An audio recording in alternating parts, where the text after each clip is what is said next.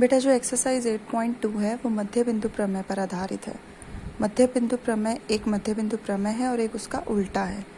ठीक है, तो मध्य बिंदु प्रमेय क्या कहती है कि किसी त्रिभुज की किन्हीं दो भुजाओं के मध्य बिंदुओं को मिलाने वाला रेखाखंड तीसरी भुजा के समांतर और उसका आधा होता है।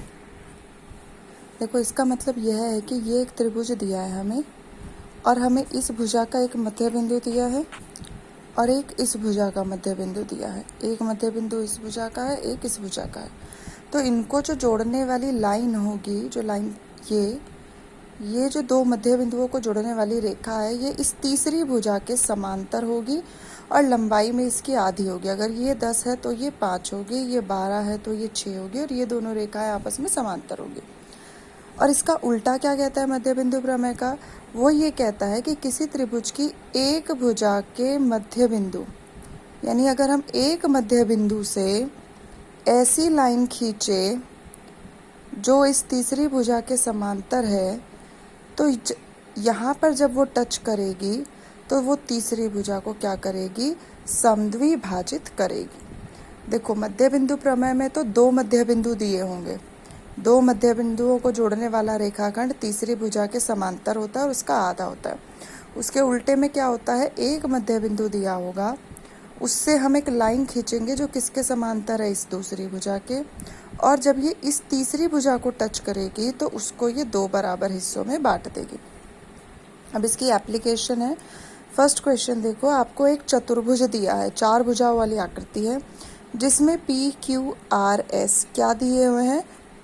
मध्य बिंदु दिए। मध्य बिंदु दिए है मतलब AP दूरी बराबर होगी PB के, BQ बराबर होगा QC के, और CR बराबर होगा DR के, और DS बराबर होगा AS के, क्योंकि ये मध्य बिंदु है, सेंटर में है।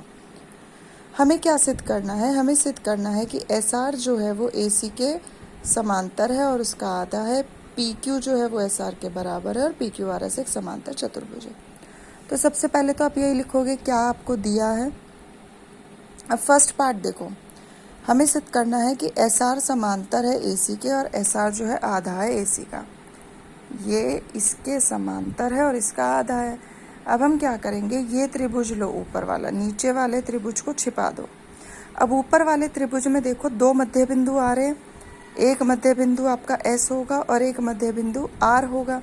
अभी हमने मध्य बिंदु प्रमेय में क्या पढ़ा कि दो मध्य बिंदुओं को जोड़ने वाला रेखाखंड जो त्रिभुज की तीसरी भुजा है, ये इसके बराबर, इसके समांतर होगा और लंबाई में इसका आधा होगा। ये हमने मध्य बिंदु प्रमेय में पढ़ा। इसका मतलब SR जो है वो AC के समांतर है और SR जो है वो उसका आधा है। तो यहीं हमने लिखा कि SR AC के समांतर है तथा SR AC का आधा है, क्योंकि त्रिभुज ACD में S और R दो मध्य बिंदु है, तो मध्य बिंदु प्रमेय से ये आ गया। अब दूसरा हमें सिद्ध करना है PQ बराबर SR। PQ बराबर SR, उसके लिए हम क्या करेंगे? पहले हमने ऊपर वाला त्रिभुज कंसीडर किया था, अब हम नीचे वाला त्रिभुज लेंगे। ऊपर वाले को छुपा दो। अब नीचे वाले इस त्रिभुज में भी देखो दो मध्य बिंदु हैं, P और Q। अब ये जो रेखाखंड है ये इस तीसरी भुजा के क्या होगा? समांतर होगा और लंबाई में इसका आधा होगा। तो वही बात हमने यहाँ पर भी लिख दी कि PQ समांतर है AC के और PQ आधा है AC का। अब देखो, ये वाली रेखा इसके समांतर है, ये वाली रेखा इसके समांतर है, तो क्या ये तीनों आपस में समांतर नहीं हुई? हुई ना? ठीक है। दूसरी बात, ये जो है इसकी आधी है, मतलब अगर ये 10 है तो ये 5 होगी। और वही चीज़ हमने यहाँ पर भी की कि जो ये PQ है वो भी AC का आधा है, तो अगर ये 10 है तो ये भी 5 हुआ, ये भी 5 आ गया, ये भी 5 आ गया, तो ये दोनों क्या हो गई? बराबर आ गई। तो 1 और 2 की तुलना से SR AC के समांतर है और SR AC का आधा है, PQ भी AC का आधा है। इसका मतलब SR और PQ आपस में बराबर हो गए। तीसरा हमें सिद्ध करना था कि PQRS एक समांतर चतुर्भुज है। उसके लिए हमने क्या किया? उसके लिए देखो PQ जो है वो SR के समांतर भी है और PQ जो है वो SR के बराबर भी है। अभी आपको बताया कि ये रेखाखंड इसके समांतर है और ये वाला रेखाखंड इसके समांतर है, तो ये तीनों आपस में समांतर हो गई। तो हम ये कह सकते हैं कि SR जो है वो PQ के समांतर है। और अभी अभी हमने सिद्ध किया कि SR जो है वो PQ के बराबर भी है। तो आपको क्लास में बताया गया था कि किसी चतुर्भुज में अगर भुजाओं का एक जोड़ा बराबर भी है और समांतर भी है, यही दोनों भुजाएं बराबर भी है और यही दोनों भुजाएं समांतर भी हैं, तो क्या हो जाएगा, ये एक समांतर चतुर्भुज हो जाएगा। तो सम्मुख भुजाओं का एक युग्म बराबर व समांतर है, इसलिए PQRS एक समांतर चतुर्भुज है। सेकंड क्वेश्चन देखो, ABCD एक आयत है जिसमें PQRS आपको मध्य बिंदु दिए हुए हैं और हमें दर्शाना है कि जो ये PQRS है ये एक समचतुर्भुज है। समचतुर्भुज यानी जिसकी सारी भुजाएं समान होती है। अभी हमने पीछे एक प्रश्न किया, उसमें हमने ये दर्शाया था कि PQRS एक समांतर चतुर्भुज है, यानी इसकी आमने सामने वाली भुजाएं बराबर है। अब यहाँ हमें सिद्ध करना है कि PQRS के सिर्फ आमने सामने वाली भुजा नहीं, सारी भुजाएं बराबर है। तो सबसे पहले तो हम यही सिद्ध करेंगे यहाँ पर भी कि PQRS एक समांतर चतुर्भुज है, यानी इसमें आमने सामने वाली भुजा बराबर है। तो हमने लिखा कि क्या दिया हुआ है, ABCD आयत है। अब हमें बाहर वाली आकृति आयत दिया है, जबकि पहले प्रश्न में वो सिर्फ एक चतुर्भुज दिया हुआ था। ठीक है, सिद्ध करना है समचतुर्भुज है। रचना हमने क्या की, AC को मिला दिया। अब प्रमाण देखो, ADC में वही करेंगे, हमने पहले नीचे वाला त्रिभुज छिपा दिया, ऊपर वाले त्रिभुज में दो मध्य बिंदु आ रहे हैं S और R, तो इसको जोड़ने वाला रेखाखंड इसके क्या होगा, समांतर होगा और लंबाई में इसका आधा होगा। फिर हम क्या करेंगे, ऊपर वाले को छिपा लेंगे तो नीचे वाले त्रिभुज को देखेंगे, इसमें भी दो मध्य बिंदु आ रहे हैं P और Q, तो PQ जो है वो AC के समांतर होगा और PQ जो है वो AC का आधा होगा। 1 और 2 की तुलना से SR जो है वो PQ के समांतर भी आ जाएगा और SR जो है वो PQ के बराबर भी आ जाएगा। तो PQRS एक समांतर चतुर्भुज हो गया। ये सारा वही है जो अभी हमने प्रश्न 1 में भी किया। अब नया क्या है, इसमें हमें सिद्ध करना है कि इसकी सिर्फ चारों भुजाएं बराबर, इसकी सिर्फ आमने सामने वाली भुजा बराबर नहीं है, चारों भुजा बराबर है।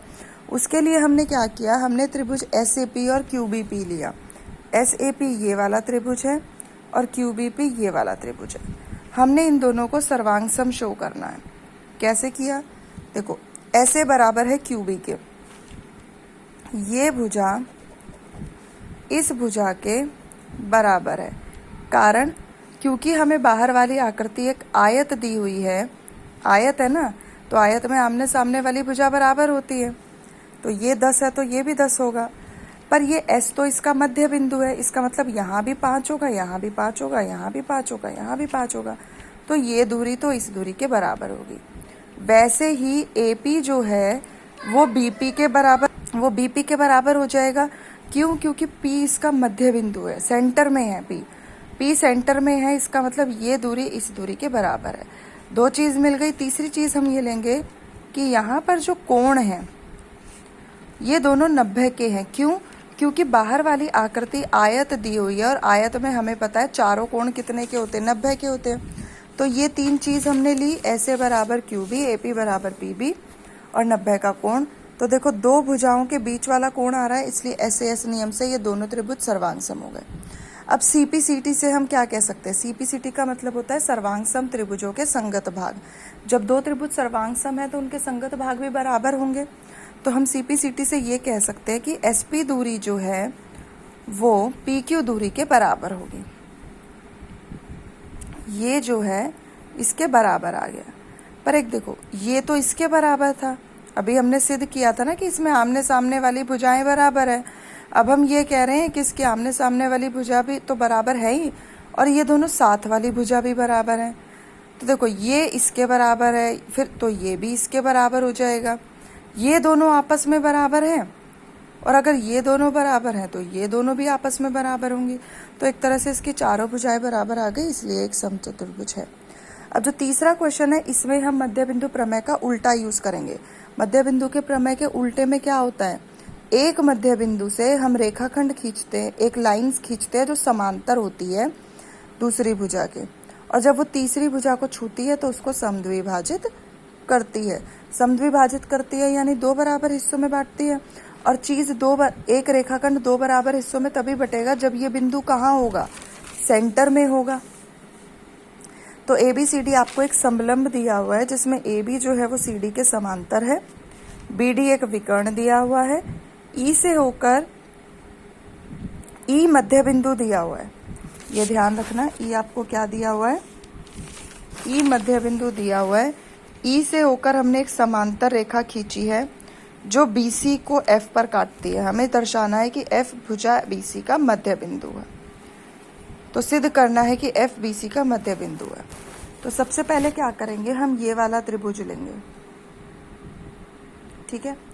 अब इस त्रिभुज के अंदर कितने मध्य बिंदु हैं, एक ही मध्य बिंदु है, ये हमें दिया हुआ है। सबसे पहले हम लिख देंगे कि माना BD जो है वो G बिंदु पर कट हो रही है, G बिंदु पर प्रतिच्छेद कर रही है। अब इस त्रिभुज में हमें केवल एक मध्य बिंदु दिया है और उस मध्य बिंदु से हमने जो समांतर रेखा खींची है, तो अभी हमने मध्य बिंदु प्रमेय का उल्टा पढ़ा कि जिस भुजा को फिर वो टच करेगी उसको समद्विभाजित करेगी। समद्विभाजित करेगी इसका मतलब दो बराबर हिस्से हो जाएंगे, ये हिस्सा इस हिस्से के बराबर होगा।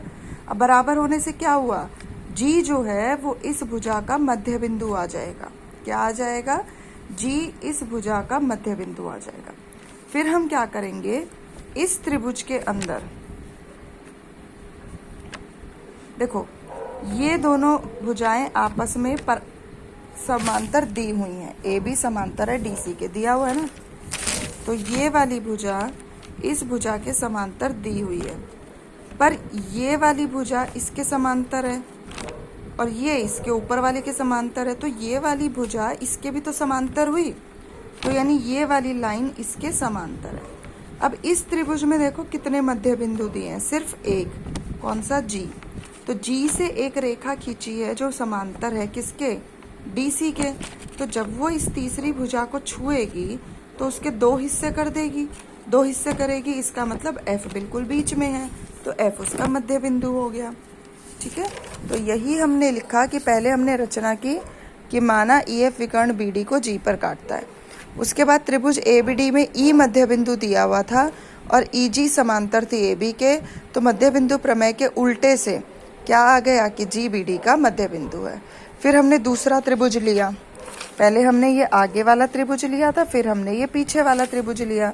पीछे वाले त्रिभुज में G मध्य बिंदु दिया हुआ है, तो G से जो रेखाखंड खींचा है जो समांतर है वो इसके इस भुजा को दो हिस्सों में बांटेगा। इसका मतलब F जो है वो BC का मध्य बिंदु हो जाएगा। तो आज हमने 3 क्वेश्चन किए, 2 में हमने मध्य बिंदु प्रमेय को यूज़ किया और एक में हमने मध्य बिंदु प्रमेय के उल्टे को यूज़ किया। तो इन क्वेश्चन को नोटबुक में लिख लें।